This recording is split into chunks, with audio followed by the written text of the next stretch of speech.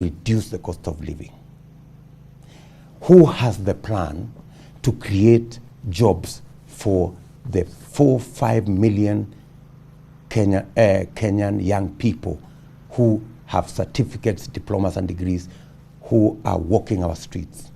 Who has the plan to improve the earnings of the 10 million people who are joining the 700,000 Kenyans who are joining the lottery every year to go and hustle, make 100 shillings, 200 shillings a day in a game of guesswork? Who has the plan to bring that together? But does that plan also come with the issue of trust, which is what I'm talking about here? In 2013, Jubilee made many promises, and many Kenyans have talked about that issue, for example, of the stadiums that you promised so eloquently. Talked about the stadium is the only thing you can talk about. We will not do five. No, why don't you talk about the roads we promised to deliver? No, let's talk about the stadiums for a moment, because that was never done. We are going to talk about the stadiums. That was never done. We are going to talk about the stadiums. Of about 7 issues we promised, we delivered 6. Maybe the stadiums delayed. But I want to tell you, the stadium today in Meru is complete. The stadium today in Tharaka Nithi is complete. Many of the other stadia are actually complete. So, when I was coming here, someone called me to ask about Kamarin. Kamarin Stadium is not yet complete. Eldoret is not yet complete. And it's because of delay of payment. But of all the other promises, we delivered on the roads, we delivered on electricity, we delivered on matters to do with TVETs. We have largely delivered. The place that I want to tell you, I regret. That was going to be my question. But we have not delivered. Do you regret making that promise? That we have not delivered is on the big 4. That's where we've not delivered.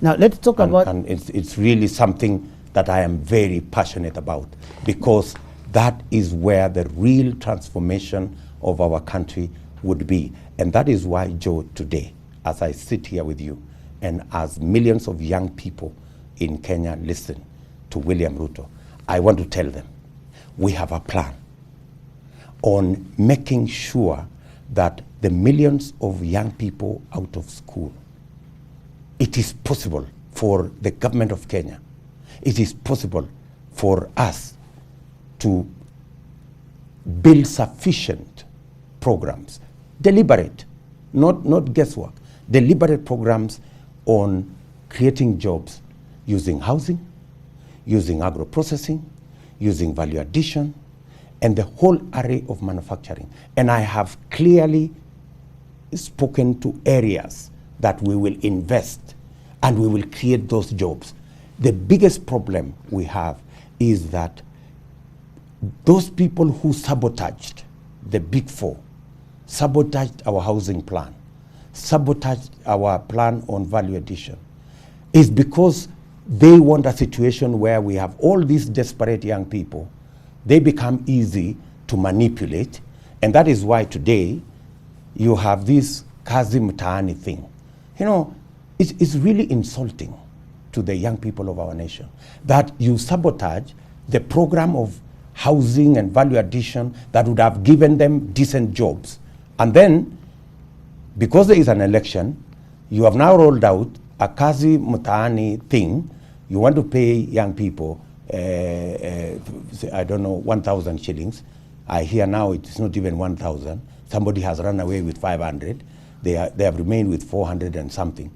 Really? Now is that really what you want? Those are very serious allegations, and if they're not serious allegations. They are true, that's true. They relate to something I want us to talk Are you aware that the Kazi Mtaani thing is being rolled out? It is in the public domain. Yeah, it's been going on. But no, it's not been going on. It's being rolled out now. It is because there is an election, and because there are people who have real contempt.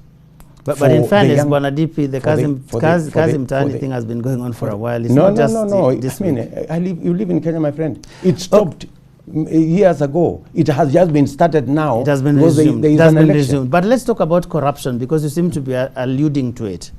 That, I mean, corruption is a big issue in the country, and even the other day when you had a meeting with the EU delegation, you actually talked about it very eloquently. Correct. What is the most radical thing you will do to deal with corruption if Kenyans elect you in August? 3 things. Number 1, I will make sure that on day 1, I will operationalize the Judiciary Fund. The Judiciary Fund will do the following. The Judiciary Fund has not been operationalized because there are people who want to keep the judiciary on a short leash. The Judiciary Fund will give the judiciary the latitude, the resources, the capacities to hire staff, as many judges as they want, as many magistrates as there are for them to do a good job. It will give them the opportunity to get justice delivered in a shorter time, whether they are corruption cases, whether they are whatever cases. Corruption case that takes 14 years, 15 years is not a corruption case. You know, corruption cases should be delivered sooner and faster and much more efficiently. The Judiciary Fund will do that. Number 2, I will make sure that the whole chain of the criminal justice system, starting from the EACC, the DCI, the IG, have operational and they have financial independence. Today, there is absolutely no reason why the IG has got to go and kneel before the PS Office of the President for them to be funded. There is absolutely no reason. The law says the IG should be given an accounting officer, an independent budget where the executive should be able to demand, where Kenyans actually should be able to demand from them. Why hasn't this happened? Why hasn't this happened? But because there are people who want to control what the DCR does, what the EACC does, what the IG does, you control it by using money. That we are going to fund you as long as you do X, Y, and Z. And number 3, Joe, I will step back. The reason and build the institutions. What does step back mean? Step back from interfering, you know. In fact, there is only one thing that Chief Justice, and I have said this before, Chief Justice Mutunga said that he was very happy with Mwai Kibaki. The phone in his office never rang. Yeah? Because the president allowed him to do his job. Let me tell you. Would you appoint those 6 judges that were... Of course, day 1, I will. I will appoint them. Let me tell you, the reason why even presidents in a place like Korea, even prime ministers in a place like Israel are taken to court is when institutions are working. That is when everybody is held to account. But when the president is the one giving us lectures on who he will arrest and who will charge and who will do what, it means he himself is untouchable. There are people who listen. We must build the institutions so that the institutions make sure they deliver on their mandate. There are people who listen to you tonight, Bwana DP, and they will ask, is this the same person who has spoken in a certain way about the judiciary? I mean, for example, many people remember when they nullified the election, some of the things you said were to sita wanakaa mahali, overturning the will of the people, yet that's something that the Constitution mandates them to do if they so see fit, depending on the evidence they have. What assurance do you have today that you actually respect the judiciary when in the past there have been statements that suggested that you actually did not hold it in such high regard? Let me tell you, when you respect an institution, you don't worship an institution. You respect an institution. And Paul Muite once told me a very fundamental principle when I first came into Parliament. Paul Muite found me in Parliament when I came there first time in 1998. And I was a very fervent supporter of KANU then. He told me, young man, when you support a party or when you support a government,